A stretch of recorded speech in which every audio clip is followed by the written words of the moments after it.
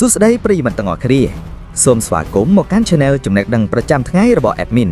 ហើយថ្ងៃនេះផងដែរ Admin នឹងលើកយកចំណេះដឹងខ្លីៗមកជម្រាបជូនដូចតទៅ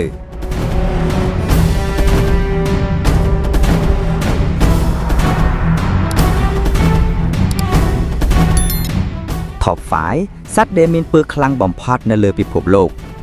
តើអ្នកដឹងទេថាមានសត្វតូចៗខ្លះដែលមានពើខ្លាំងអាចសម្លាប់មនុស្សបានក្នុងពេលត្រឹមតែប៉ុន្មាននាទី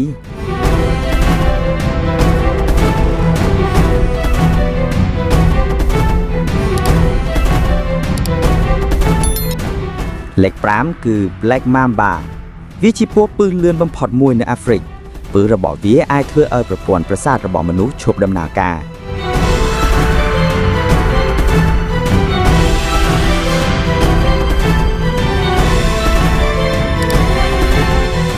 លេខ 4 គឺ Blue Ringed Octopus វាជា octopus តូចមួយដែលរស់នៅសមុទ្រអូស្ត្រាលីទោះបីវាតូចក៏ដោយប៉ុន្តែពឹសរបស់វាខ្លាំងណាស់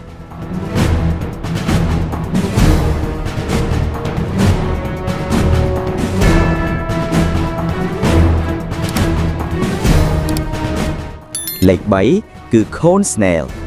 វាជាខ្យងសមុទ្រដែលមានពឹសខ្លាំងវាអាចបាញ់ពឹសដូចជាព្រួញតូចៗទៅលើសត្វឬមនុស្ស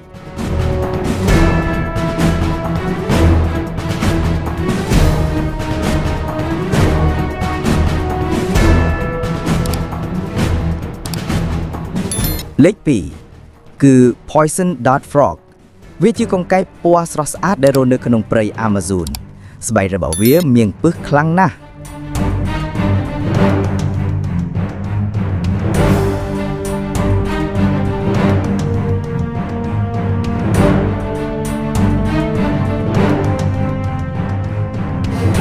លេខ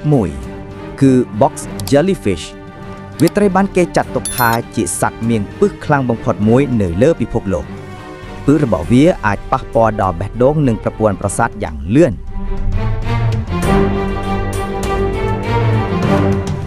ដូច្នេះ Box Jellyfish គឺជាសត្វមួយក្នុងចំណោមសត្វដែលមានពឹសខ្លាំងបំផុតនៅលើពិភពលោកដូច្នេះបើអ្នកឃើញសត្វទាំងនេះ